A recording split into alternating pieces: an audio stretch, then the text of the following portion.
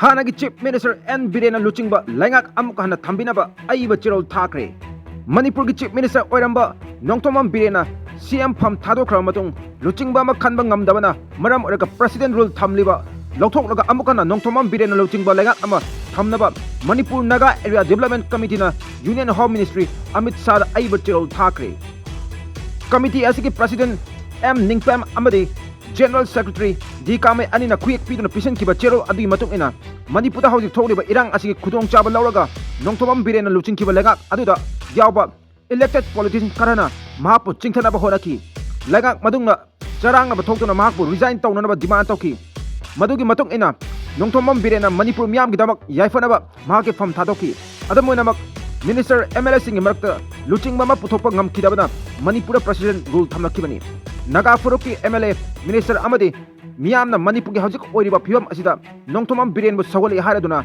Mahak Natana Manipur Miamgi Luchingbinaba Amatalite Ngasi Maksu BJP MLS in America Kaibum Tanaduna Chief Minister Oiningba Kaya Amayauri Masina Lamdam Asiki Pium Hena Soxelakani Maram Aduna Manipur PR Lotoklaga Nongtomam Birenbu Manipur Miamgi Kalaga Amukan Chief Minister Ohen Yuhana Cherol Aduna Pali Panbay Mamang Thagi Aroiba Cherolda State asina BJP amati chatminarba party sing yauna MLA Kumathona Quick Pidona Lengak ama Siam Nabidamak Bharat ki Prime Minister Narendra Modi amati Union Home Minister Amit Shah da Wangjing Thagi MLA Paunam Broden and Luchingba team amana Delhi de Chatuna MLA Kumathoi Quick Yauba Cherol ama Prime Minister amati Home Minister da Kisan Kibasu Laikrabani Hariba Cherol Aduda Wangjing Thagi MLA Paunam Broden Uripo Kendra ki KH Ragumani Thanga ki T Robindro Yanglam ki Dr. Y Radesham Jiribam Asawudin, Tamenglong Jahung Pame, Hiroki T.S. Radesham, Kasantong S. Nishikanta, Lamsang S. Rajan, Wangogi K.H. Loken,